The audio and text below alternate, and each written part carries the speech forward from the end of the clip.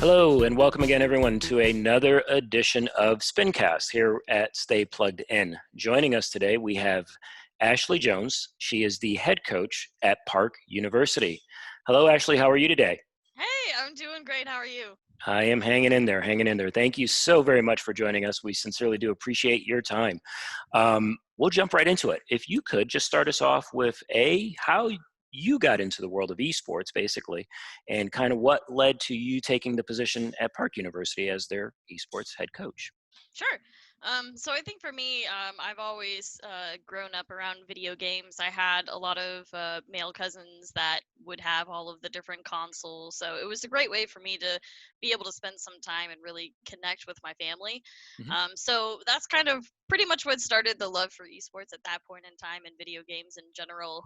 Once I got into UF, there was a group of friends that I really gravitated towards that played League of Legends. The game came out while I was in college, so Hmm. everybody was kind of learning the game all together at the same time, and that really kind of solidified my college experience when I look back on it. After I had graduated from UF, I continued to work at UF. So I really also enjoyed just higher education in general. And then once I saw that esports and higher education were kind of coming together in the collegiate scene, for me it was an obvious pick that that's probably the dream job, what I want to do. Before I got to Park, I worked in volunteer positions for a couple of smaller esports organizations. I did things like team management, social media management. I did some help with travel and things like that. So I had a small amount of esports experience coming into Park University. So I got started at Park University back in January of 2019. So I've been here for about a year and a half, and that's as long as we've been competing so far. Got it. Fantastic. Well, you just touched on a number of different things. One of the things I love about this space is, again, the potential for so many different types of careers. And you just talked a little bit about some of the things you did prior to coming to Park. So I'm going to kind of stay with that for a moment. Then we'll come back Mhm. to Park University. But talk about that. Talk about some of the different opportunities from a career perspective. Obviously, you've had some experience in it and doing different things. But in my opinion, it's such a vast uh, amount of different opportunities out there. If you could speak on that a little bit, that'd be great.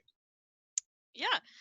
So it's really akin to even traditional sports when you think about it, and all of the different. You don't just have players and coaches when you're talking about an entire traditional sports team. There's managers. There's people running the media, networking, all of those different types of things. So it's really the same for esports. It's almost copy paste with maybe a few extra oddball things that are esports specific, but and that's kind of something that we actually want to kind of continue to show at Park University. So a lot of my athletes that will be coming into the fall semester, Mhm. not only are they going to get experience playing on a competitive team and getting that experience, but they'll also be helping us shoutcast and broadcast some of our matches.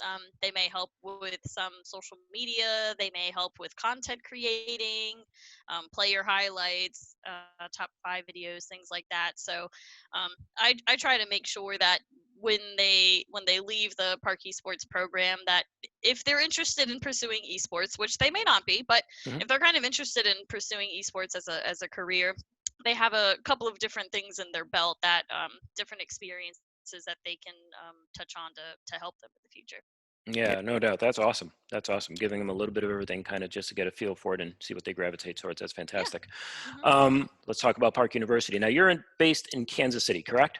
Yeah, we're If I about 10 minutes from downtown. Okay, and if I did my research correct, I think I had read something that you were the first varsity esports program in that area. Yeah, that's correct. We had announced that we were going to be having a varsity esports program the summer of 2018. Hmm. So during that fall of 2018, they spent the time building the space, outfitting it with all of the technology, computers, finding a person to fill that head coach position, which turned out to be me. Hmm. And then that spring, we started competing in our first League of Legends team. Awesome. Okay. So tell me a little bit about the team or the makeup and more importantly, all the different games you play. Tell me as much as you can about what the program is and then what your day to day is like. Yeah. So we had started competing in the spring of 2019. I had 7 League of Legends players at that time. Okay. From the spring of 2019 to the fall of 2019, I actually grew to about 22, 23 Wow. athletes. So I Wow. had 2 full League of Legends teams. I had an Overwatch team and a Rocket League team. So they spent this past year, this was our first full year of competition, with an asterisk because we did Yeah. have to stop due to COVID. So um, we had our first full year this past go round, and a lot of my day to day activity. It varies depending on the day. I would say that a lot of it is team management, making sure that we're signed up for the right tournaments. All of the players have registered in that tournament. Mhm. Also, making sure that our opponents that we're going to be going against, coordinating with them, making sure that we're all going to show up at the same place at the same time to play. Um, and then a lot of the background as well, mostly just making sure that other than they're showing up for practice, making sure that they're getting good grades in their classes, and making sure that they're going to their study hall hours, making sure that they're also logging. We kind of have gym hours, physical activity hours. So um, a lot of my time is dedicated mostly towards the program, but also just making sure holistically that all of the athletes are doing what they need to do to be successful. Awesome. That's fantastic. So you mentioned a lot of good character traits in respect to just like any traditional sports teams that you've implemented, obviously on the esports side, which I think is important for parents to hear because there really is not that big of a difference in terms of what you need to do from a mental, physical conditioning, nutritional intake, and all of those types of things. So that is good. Talk about for students that may be listening, what is it that you look for in a recruit? Most people would probably think, well, I play a game so I can play, but not at a competitive level necessarily. Yeah. So all the recruits that I talk to, for me, I kind of have what I call like the big three, kind of the three main attributes that I look for in a player.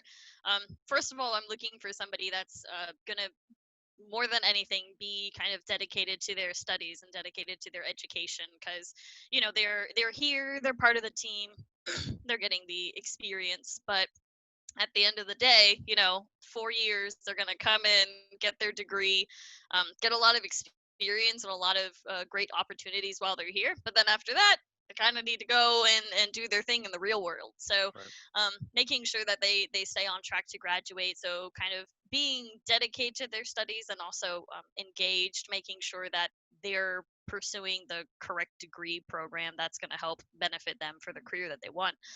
The second thing that I look for also is dedication to the esports program. Um, you've got a lot of recruits and players that will come in, and they may not have had that traditional sports background where they were part of pee wee hockey or football, and and they were able to kind of get integrated into what being on a team looks like. So Mhm. um, making sure that they're dedicated to the program. It's not while there are clubs that are available for gaming, this is a varsity sport. So practices you need to show up to. You have to maintain your GPA, have to complete a certain amount of credit hours per semester. So making sure that they're dedicated to the program in a sense that it's gonna kind of feel like your part-time job while you're here. And then my third attribute that I always look for is somebody that's really just kind of open and respectful of the just as the program as a whole. I think you've got a lot of folks that will come in that also, they may not have had that traditional sports background, but they also may have not had a background on where they've played their particular game in a team setting before, queuing with the same people every single day. So you almost sometimes, when you come in from kind of a solo mindset and got to Mhm. flip it over to the teamwork, there's a lot of almost kind of relearning the game entirely, kind of Hmm. like from a team focused setting. So just making sure that the individuals are open to that. Um, we do have everybody that's a part of the team. Everybody feels and knows that they're able to kind of throw out their ideas, what they think may work, what they think may be better for them to try. So just a lot of openness and kind of respect among the teammates and each other as well. That's fantastic. Yeah, I know traditionally, you get a lot of folks that do play video games and they can get to a pretty high level and they look at themselves as, well, I'm really, really good. But to be successful at a team level, the team has to be really, really good. So Yeah. there's certainly a difference there. Certainly Yeah. understood. Um, Talk a little bit, if you don't mind, about on campus. Once I am on that team, what game day is like? Is that something where you will literally, obviously, prior to COVID-19 and post COVID-19, where you travel to a location or a school comes to your location? Is it more online? How does that all work? Yeah. So a lot of the tournaments and collegiate competition that you'll run into is all done online. So we'll be in our parkade battlegrounds, and who we're facing will be on their campus, and they could be anywhere. We've Hmm. faced people that were all the way on the East Coast and all the way on the West Coast and all in between. So you get a lot of more reach with esports than with your traditional athletics where you play your schools that are kind of right in your backyard. So, so they're in their place, we are in our place. We do have opportunities for them to attend, LAN tournaments. So, Yes. last year we did go to it was hosted in November of 2019. We did go to Next Tech KC, so that was a big LAN competition that was just housed here in Kansas City in the Hy-Vee Arena. So Wow.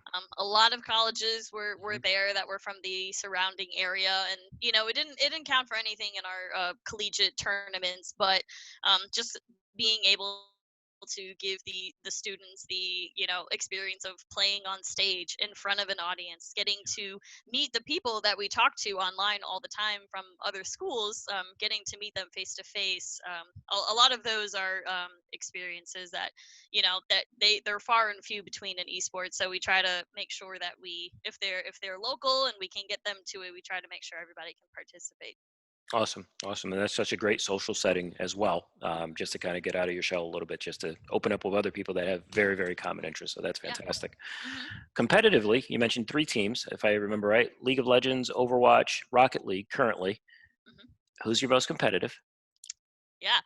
I would say that our Rocket League team is the most competitive out of the three.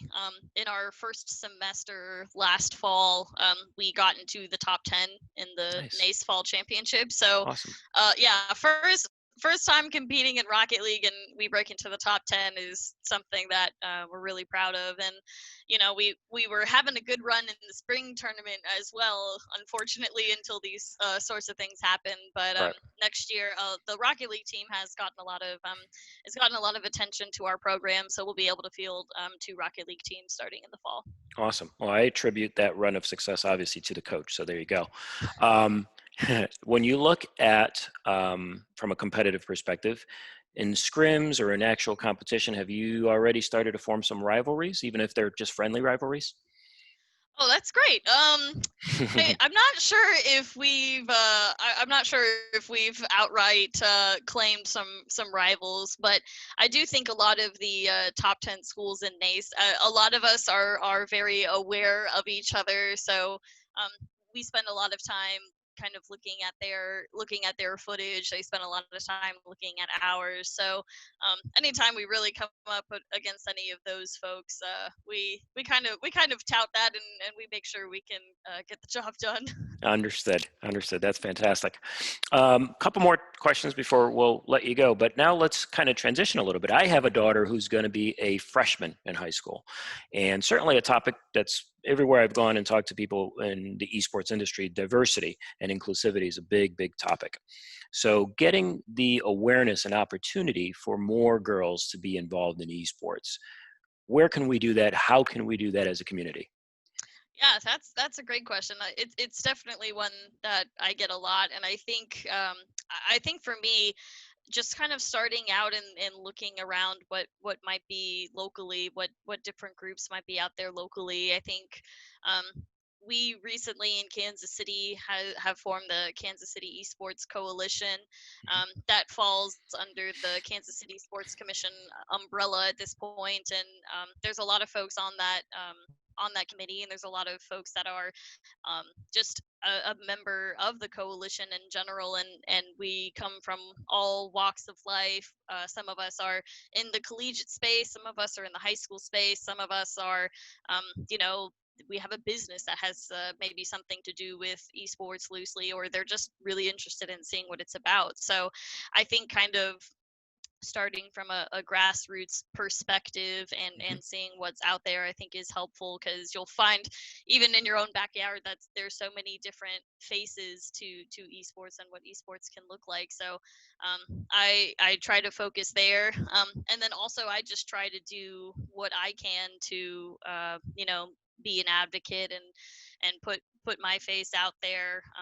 I'm on the NACE board of directors. I'm part of the advisory board for the Kansas City Esports Coalition. So just trying to do everything I can to, if there are any high school age girls out there, or even younger, that Right. want to do something in esports, if they've got a familiar face, if they got somebody that looks like them, that's involved at some of the highest levels, hopefully it can just help them feel confident in pursuing what they want to do. Yeah, no, agreed. And there's, as I mentioned at the outset, we talked about already, but there's so many opportunities that can stem off of esports, especially if they want to, in the technological field. And I think that's incredibly important to make sure it's involved in that opportunity is there for everyone. Um, Talk a little bit about fast forwarding a couple of years. How do you see Park University, if you could wave that magic wand and move us forward 3, 4 years from now? What's the Ooh, program going to look like then? that'll be that's fun. I like that question. I think when I look at it, I would definitely like to get the ability to bring on a couple of more staff members so we could offer multiple titles.